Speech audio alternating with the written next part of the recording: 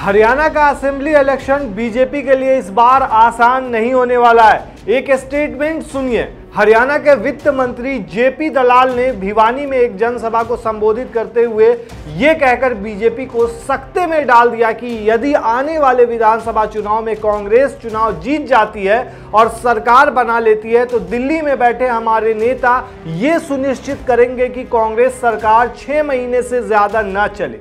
मतलब वो भी मान रहे हैं कि बीजेपी हरियाणा में हार सकती है चुनाव, और बीजेपी की राह आसान भी नहीं दिखाई दे रही है। जिस तरीके से पोल्स आ रहे हैं और जिस तरीके से हरियाणा चुनाव को लेकर के पोल्स जारी किए जा रहे हैं उसमें बताया जा रहा है कि बीजेपी के लिए इस बार काफ़ी ज़्यादा टक्कर मिल सकती है, काफ़ी ज़्यादा जो है मुश्किल हो सकता है। और जिस तरीके से फिर डेट चेंज को लेकर के बीजेपी ने लेटर लिखा चुनाव आयोग को कि डेट बढ़ाया जाए, उस पर भी बयानबाजी चालू हुई। तो इसको भी लेकर के बहुत ज़्यादा कयास लगाए जा रहे हैं कि बीजेपी अभी तैयार नहीं है। चुनाव से पहले बीजेपी नेता का ये बयान कि कुछ लोग कह रहे हैं कि कांग्रेस हरियाणा में सरकार बनाएगी लेकिन दिल्ली में बैठे हमारे नेता इसे 6 महीने भी नहीं चलने देंगे, अपने आप में इस बात का संकेत है कि हरियाणा में बीजेपी की जमीन खिसक रही है। देखा जाए तो हरियाणा भारत का एक ऐसा राज्य है जहां आम युवा सरकारी नौकरी पाने के लिए काफी ज्यादा चिंतित नजर आते हैं। एक वीडियो हाल में ही वायरल हुआ था जिसमें दिखाया गया था कि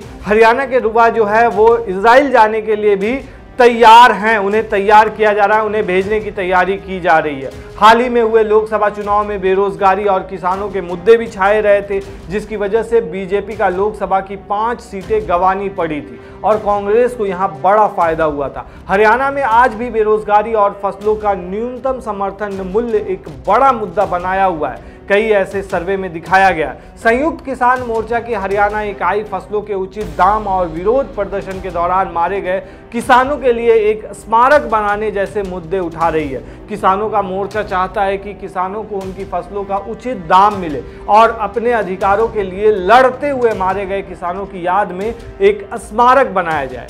उनकी एक बड़ी मांग ये भी है कि अग्निवीर योजना को तुरंत बंद किया जाए, क्योंकि इस योजना से हरियाणा का युवा सबसे ज़्यादा प्रभावित हुआ है। उनका मानना ऐसा है, वो इसलिए क्योंकि हरियाणा उन राज्यों में से है जहां से सबसे ज़्यादा युवा सुरक्षा एजेंसियों में नौकरियां करते हैं। हरियाणा की 90 सीटों वाली विधानसभा के लिए सत्तारूढ़ बीजेपी नॉन स्टॉप हरियाणा नामक एक अभियान पूरे राज्य में चला रही है, जबकि हुड्डा के नेतृत्व वाली कांग्रेस पार्टी हरियाणा मांगे हिसाब नाम का अभियान चला रही है। दोनों ही पार्टियां जनता का समर्थन हासिल करने के लिए पूरी ताकत झोंक रही हैं और इसलिए विपक्षी पार्टी बेरोजगारी और खेती से जुड़ी समस्याओं जैसे बड़े मुद्दे पर चर्चा कर रही है।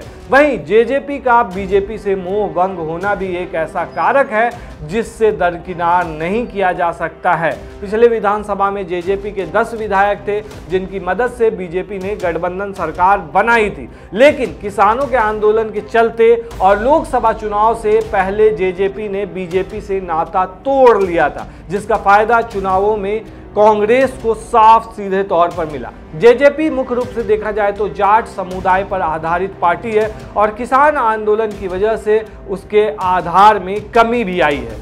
इन चुनाव में जेजेपी बीजेपी के साथ नहीं है और जेजेपी में फूट भी पड़ चुकी है, जिसका पूरा फायदा लोकसभा चुनाव में कांग्रेस को जाता हुआ नजर आ रहा है। तमाम मुद्दों को दरकिनार करते हुए बीजेपी ने हाल ही में हुए लोकसभा चुनाव से पहले हरियाणा की राजनीति में जाट समुदाय के प्रभाव का मुकाबला करने के लिए ओबीसी को मुख्यमंत्री बनाया था, लेकिन चुनावों के नतीजे बताते हैं कि उनकी इस रणनीति से जैसे उम्मीद की जा रही थी वैसे परिणाम नहीं मिले हैं। इसके बजाय बताया जा रहा है कि जाट बनाम गैर जाट फैक्टर ने जाट मतदाताओं को एकजुट कर दिया है और समुदाय को रणनीतिक रूप से मतदान करने का रास्ता दिखाया है ताकि उनके समुदाय के गैर बीजेपी उम्मीदवारों को उनके सभी वोट मिल सकें। बीजेपी के लिए चिंता ये भी है कि अगर मतदाताओं में खट्टर की खास योजना परिवार पहचान पत्र को लेकर असंतोष है, इस योजना की व्यापक आलोचना ये कहकर की गई कि अनुचित ढंग से डेटा इकट्ठा नहीं किया जा रहा है, जिसके कारण निवासियों को विभिन्न सरकारी योजनाओं का लाभ नहीं मिल पा रहा है। इसमें राज्य की सबसे लोकप्रिय पेंशन योजना भी शामिल है,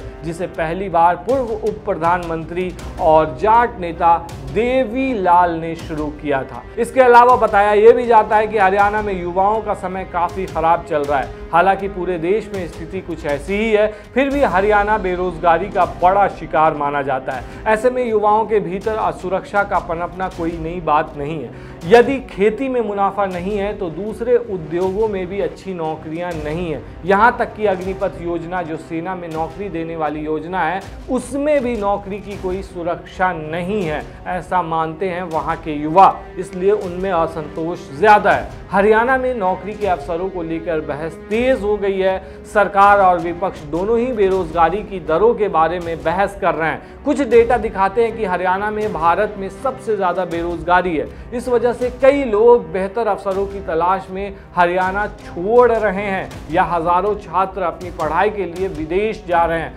गुरुग्राम जैसी जगहों पर, जो आमतौर पर अपने व्यापार और विकास के लिए जानी जाती है, असुरक्षा और कभी कभार की हिंसा सहित विभिन्न मुद्दों की वजह से निवेश जो है यहाँ धीमा हो गया है, ऐसा बताया जाता है। इसका मतलब है कि अच्छी नौकरियां पाना मुश्किल होता जा रहा है यहाँ के लोगों के लिए, और किसानी में अच्छी आय की तलाश कर रहे युवाओं दोनों के लिए चीज़ों को बेहतर बनाने के लिए बहुत काम करने की ज़रूरत है, ऐसा देखा जा रहा है। CMIE के आंकड़े के मुताबिक हरियाणा में PLFS के आंकड़े के मुकाबले भारत में काफ़ी अधिक बेरोजगारी दर है, जो इसे चौथे स्थान पर रखती है। इसका निष्कर्ष ये है कि हरियाणा का प्रदर्शन पड़ोसी राज्यों पंजाब, यूपी, हिमाचल और यहाँ तक कि राजस्थान से भी खराब रहा है। नौकरियों के संकट को ठीक करने की सरकार की कोशिश के तहत लोकल लेबर्स के लिए 75% कोटा पर हाईकोर्ट ने रोक लगा दी। ये संकट बाहर जाने वाले लोगों की संख्या में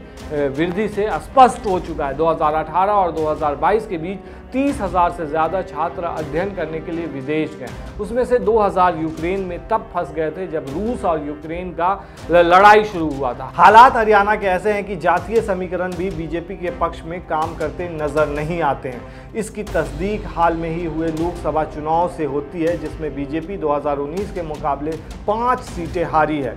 उस पर बढ़ती महंगाई और कम आय ने भी परिवारों के खर्च पर भी बड़ा असर डाला है, यानी परिवारों को अपना खर्च चलाने में बड़ी परेशानियों का सामना करना पड़ रहा है। इसलिए इस बात की संभावना है कि हरियाणा का ये चुनाव बीजेपी के लिए आसान नहीं होगा।